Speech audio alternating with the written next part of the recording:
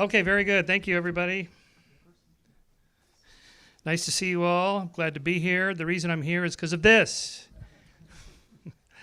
Peter Wood's Wall Street Journal op-ed after this pressures by the cancel culture to cancel the conference.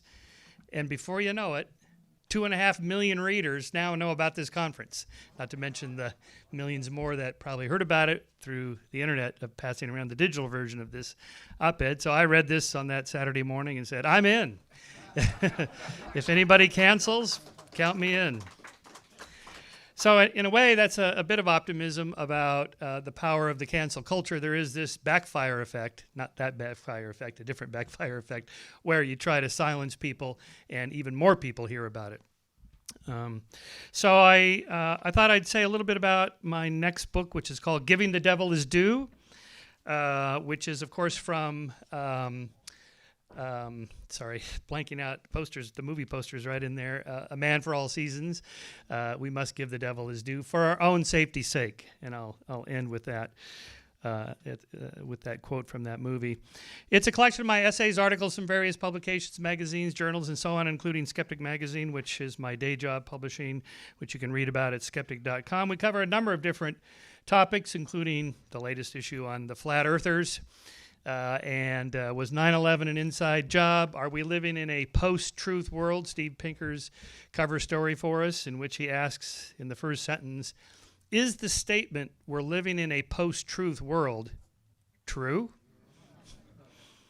So obviously it kind of answers itself. What's the standard you're using to judge that?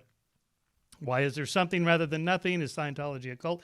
We've done quite a bit on climate skepticism. I mean, it's right there in the title of our magazine.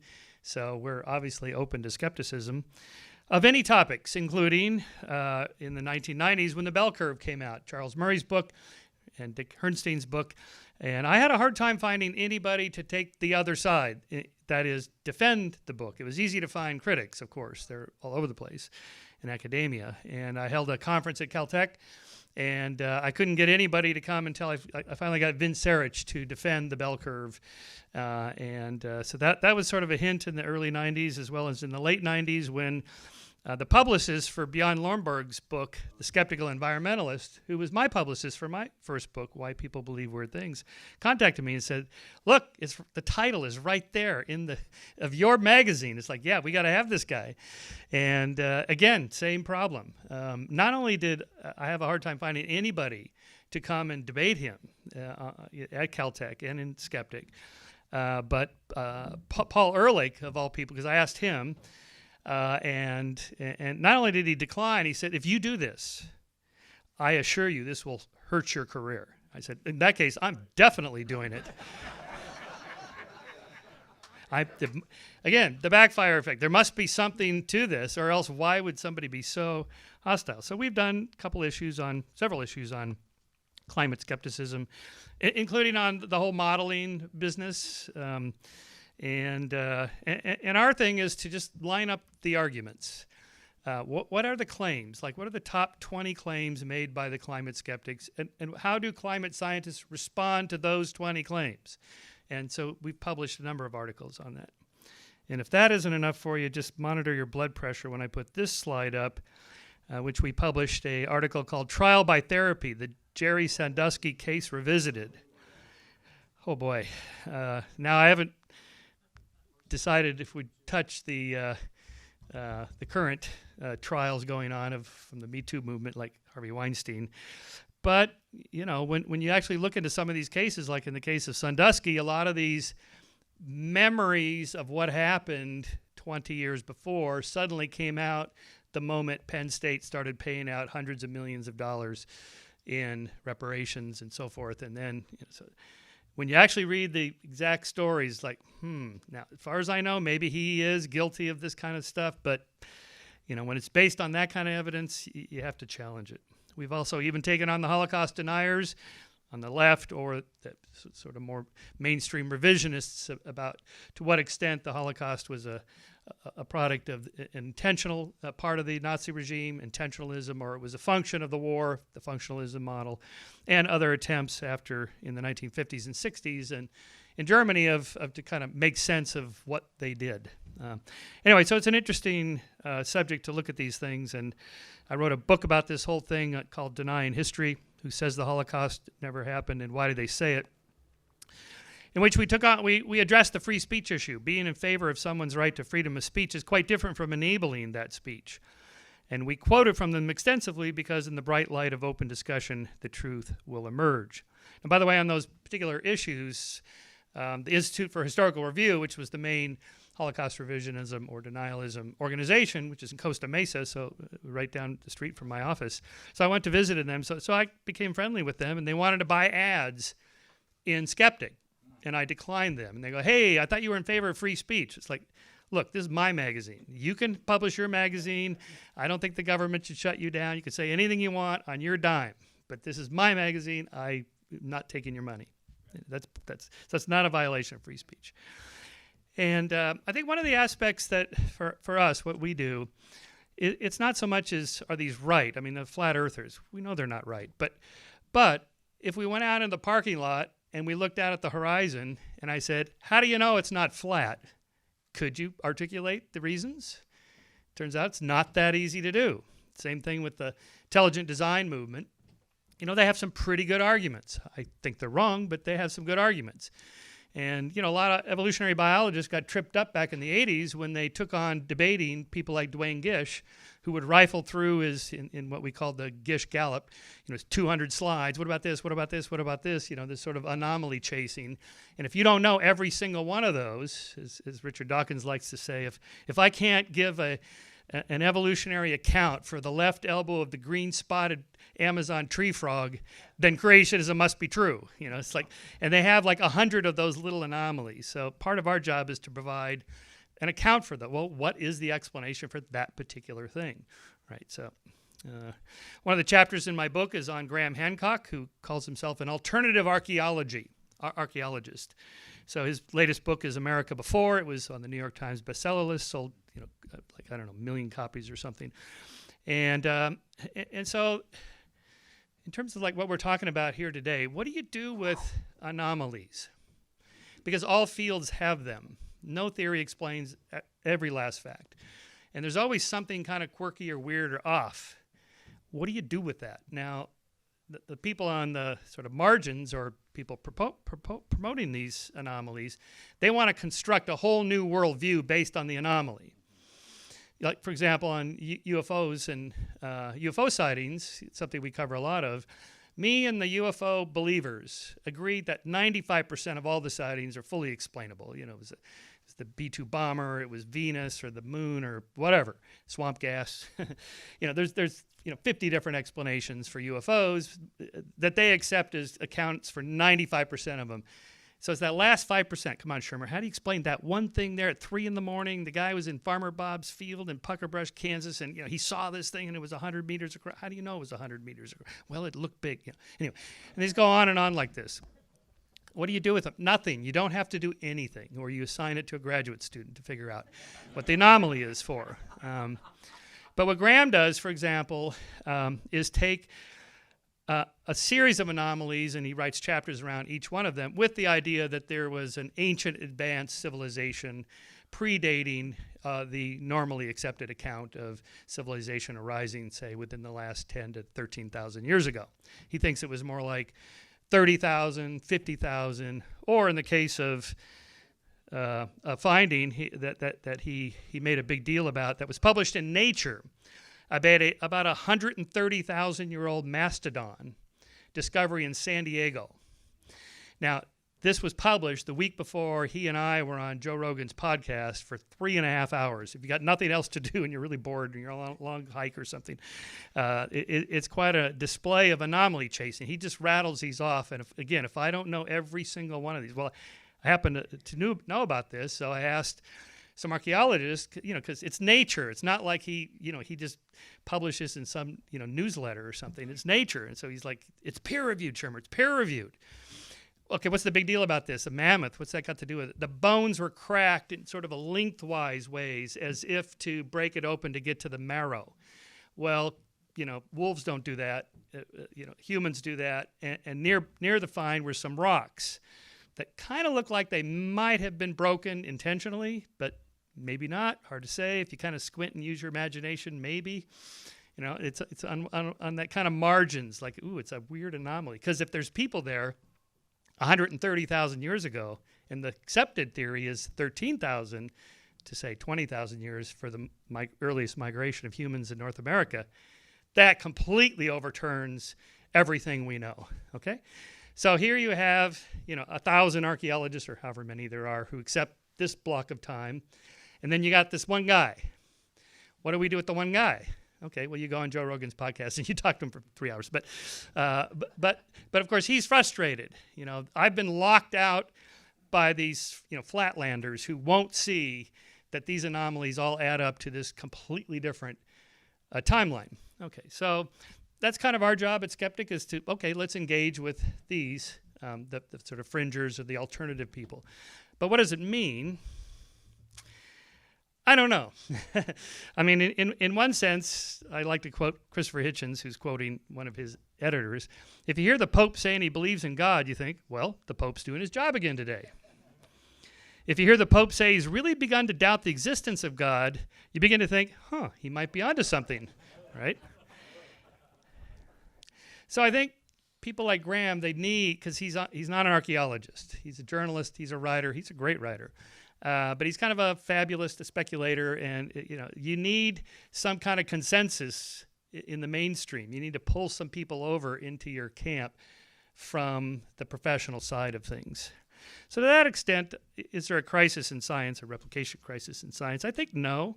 I think the fact that we're even meeting here, there's a lot of people that know about all these things, the p-hacking and the file drawer problem and the anomaly problem and so on. I think replication problems are solved by doing like what we're doing now. And I think if maybe there's something like a debiasing program. We have debiasing programs that teach students to look out for the confirmation bias and the hindsight bias and the my side bias and so on. And it does help them learn to be very perceptive of other people's biases, but not their own. So you need a bias debiasing program. And just to kind of address all these particular problems that you're already familiar with, we've been talking about. I do think that the Popperian falsification, that is hypothesis testing, is still fairly robust. For example, the backfire effect, I mentioned that earlier, but there's an actual backfire effect where if you give people facts that contradict their deeply held beliefs, not only would they not change their mind, they double down on their beliefs. Okay, well, those initial studies have not been replicated. Okay, and the people who did them are now saying, you know what, I think maybe there isn't a backfire effect. But it's sort of context dependent. As I like to say, if you give fundamentalist Christians the choice between Darwin and Jesus, they're not picking Darwin. So you can't make that the choice. But if you present the evidence in a way that they don't have to give up their deepest held moral beliefs and just present the facts, particularly visually, studies show, people are more likely to change their mind. So, in fact, you can talk people out of things that they reason people out of beliefs that they didn't reason their way to in the first place. You can. There are ways to do that. Or William Ewell's consilience of inductions is. I'll just look for the time there. I don't know if you know this. The 19th century philosopher of science, William Ewell, coined this phrase, the consilience of inductions. Ed Wilson wrote a book about this called Consilience. An easier way is sort of a convergence of evidence from multiple lines of independent query. Sometimes this is called consensus science. Now, this is sort of a loaded term because it's always associated with climate change. And unfortunately, climate science got affiliated with as a left-wing liberal cause when Al Gore wrote his book, did his movie, and in his famous TED Talk and so on. So we have to unbundle that from politics. And when you do that, it's easier to accept, I think, what the science is. I was pretty skeptical of climate, apocalypticism especially. But the science itself, I've come to conclude is probably pretty solid, simply because there's this convergence of evidence from independent fields. It's not like it's just the people that study CO2 gases or just the people that study glaciers. There's like a dozen different fields, independent. They don't know each other. They go to different conferences. They publish in different journals. They compete for different grant money and so on. And yet they all kind of converge to this conclusion that even though I'm not a climate scientist, I could look at that as an outsider and go, okay, now that doesn't mean they're right. They may be all wrong. And of course, outsiders are always fond of telling me, well, they laughed at Galileo. Yeah, they laughed at the Marx Brothers. Being laughed at doesn't make you right. Okay, so you actually have to be right. And so to that extent, like when, again, someone like Graham says, well, what about that 130,000-year-old mammoth? It's like, okay, maybe not. Let's just wait and see. Because you can't go from 13,000 years to 130,000 years unless they flew here from Europe.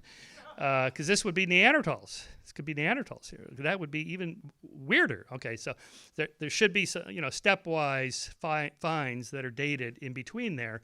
So let's just give it some time and don't commit to something like that. So the consensus is there probably for a pretty good reason in a competitive marketplace of ideas, even with all the flaws we've been talking about here. Okay, just a couple last examples of problems that I've encountered in some of my research. There's this theory called terror management theory.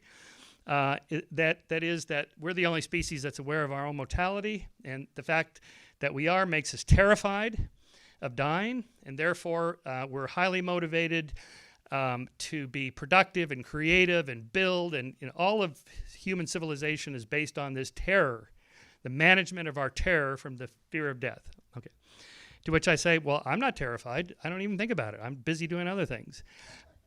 And most people say that. When you give a list of why people believe in the afterlife, terror is way down, I'm afraid of death. It's way down the list, okay? Their answer is, it's subconscious. Oh, then how do you know? Since you don't know what's in my mind, and I don't even know what's in my subconscious, so how, well, we can prime you through these special priming experiments. Okay, oh boy. We know the replication problem of these priming experiments. You hold a glass of warm tea or whatever, and you shake somebody's hand, and then you have a warmer evaluation of their personality, never replicated. There's a bunch of those, okay? So I'm always skeptical of that. But just to our point, quote from my last book from Frank Sulloway at UC Berkeley, the really tricky thing with theories like this is not what to do with statistical refutations, but rather what to do with supposed statistical confirmations. This problem previously arose in connection with psychoanalysis, and Hans Eisnick and others showed that those zealous psychoanalytic devotees testing their psychoanalytic claims systematically failed to consider what other theories, besides the one the researchers thought they were testing, would also be confirmed by the same evidence. Change the context slightly, and one often gets very different results in research for human behavior. So here I am looking at you. I'm thinking, my experiment is teasing out of your brain this unconscious anxiety, but you're not thinking that at all. You're thinking something completely different. How do we know? Okay, so that's a problem. And then my last example, kind of a fun example, one of my Scientific American columns is called Extrasensory Pornception. This is based on Daryl Bem's famous article called Feeling the Future, published in the very prestigious Journal of Personality and Social Psychology. Daryl Bem is world-class social scientist and personality psychologist. So subjects are put in front of this computer that displayed two curtains, behind one of which would appear a photograph that was neutral, negative, or erotic. 36 trial subjects pre-selected which screen they thought the image would appear behind, after which the computer randomly chose which window to project the image. When the images were neutral, the subjects did no better than 50-50. But when the images were about to be projected were erotic, the subjects pre-selected the correct screen 53.1% of the time, which Bem reports as statistically significant. Okay, again, what do you do about this? Because here is published a renowned psychologist in a respectable journal. ESP is real. More than that, he called it retroactive influence. Erotic images ripple back from the future into the present. Or as Stephen Colbert called it when he had Bem on his show, on the Colbert Report, extrasensory pornception, which is where I got that title. Okay, so again, Shermer, come on, you're skeptical of ESP, but here you got Daryl Bem, not some quack, in a published peer-reviewed journal, and he's even on the Colbert Report. Okay, so to conclude here, this is kind of a way to think about these issues. First, over the past century, dozens of such studies proclaiming statistically significant results have turned out to be methodologically flawed, subject to experimenter bias, or non-reproducible. This is the assessment of Bem's study by the University of Amsterdam psychologist Erik Jan Wagenmaker in a paper published in the same issue. So to their credit, the journals, they realized, okay, this is really crazy. But it's pretty solid, so we're going to publish it, and then we're going to publish a critique of it right there, side by side. So that's well worth reading. Then I interviewed psychologist Ray Hyman, who's spent a lifetime as kind of a skeptic, sort of deconstructing these kinds of papers. So he notes that Behm's 3% above chance effect in experiment 1 was not consistent across his 9 experiments. Unless you read the original paper, there's nothing in the popular media about, wait, there were 9 experiments? What about the other 8? Well, there was nothing there, okay? Let's see, which measured different effects under varying conditions. In Behm's experiment 1, for example, the first 40 subjects were exposed to equal numbers of erotic, neutral, and negative pictures, but then he changed the experiment in midstream, and the remaining subjects just compared erotic pictures with an unspecified mix of all types of pictures. Behm's 5th experiment was conducted before his first experiment, which raises the possibility that there might be a post hoc bias in either running the experiment or in reporting the results. As well, Behm reports that most of the pictures were selected from a source called the International Affective Picture System. But he doesn't tell us which ones were or not, or why, or what procedure he employed to classify the images as erotic, neutral, or negative. And then finally, as I quote it at the end of my column I found an article on Behm's website in which the article is called Writing the Empirical Journal Article. These are for his students, in which Behm instructs his graduate students, think of your data set as a jewel. Your task is to cut and polish it, to select the facets to highlight, and to craft the best setting for it. Many experienced authors write the results section first. Boom, end of story. Thank you.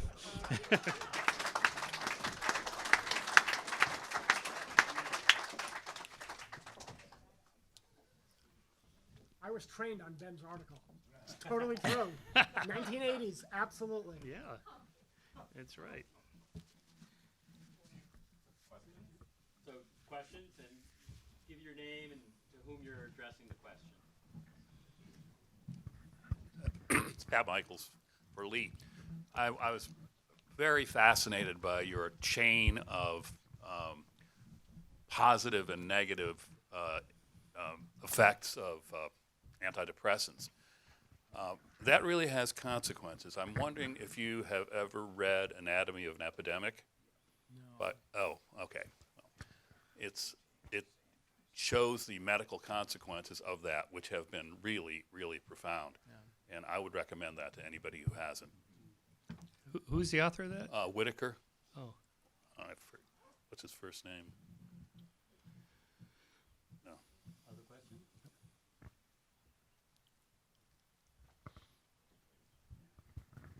Hi, Jim Enstrom. This is for Michael. I was really pretty shocked about your statement. You don't believe there's a reproducibility crisis. I have 2 short questions.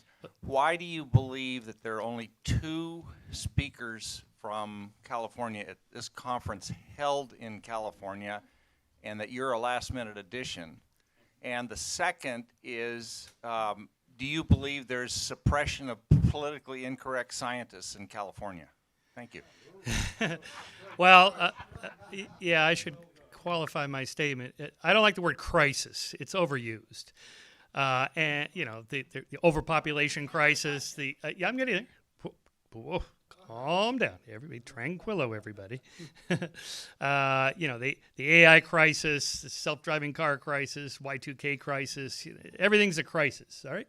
So I think the fact that we're even meeting, as I said, that there's a lot of pushback. The Heterodox Academy has a huge level of support because there's a lot of people like you, sir, that are not happy about this, and they're pushing back. That's how we do it. I have no idea where the speakers are from, and it's only 2 from California. So what? I don't know. What does that mean?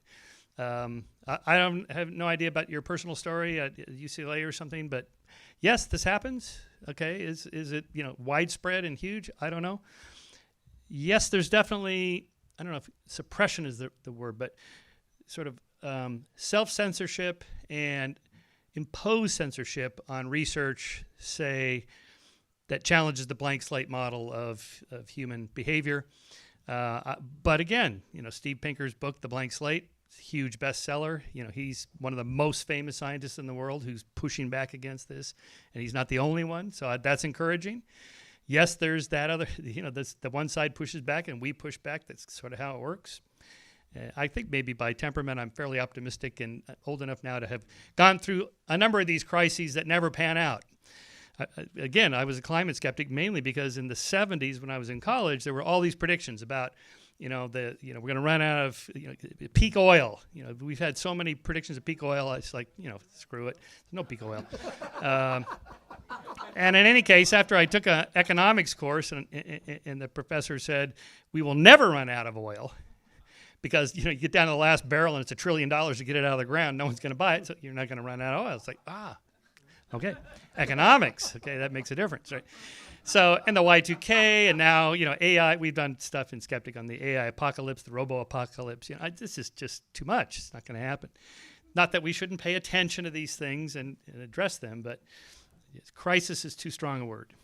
Look into the questions and try to develop real answers to my questions. What, Do we have another question?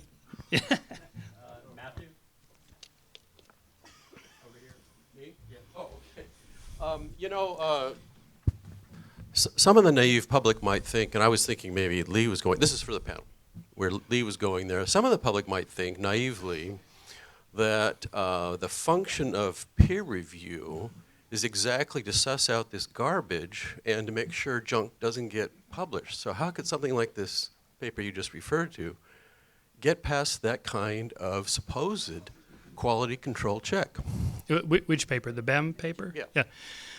Well, because his statistics on the surface look pretty good. I mean, he really did find statistically significant differences in that one experiment and so on. I guess they just decided we'll just publish it and let the readers decide, but we'll also put this critical article next to it. I don't know. Let me take a little piece of that. That article was part of what triggered the replication crisis in psychology. So prior to, there were a couple other events kind of at the same time, but that was absolutely one of the triggering events for most of my career. And I started graduate school in 1981. So I'd go 1981 to 2010. I was progressively more cynical, skeptical, and in despair about the field because I didn't even see all of what was wrong, but I knew a lot was wrong. But that changed things. That triggered this reform movement that has imperfectly but constructively improved practices in order to prevent that kind of essential BS kind of thing from getting into the literature. I don't think it's fully successful, but I am more optimistic. That's a quantitative statement, right? But I'm more optimistic about my field since that time than at any time prior.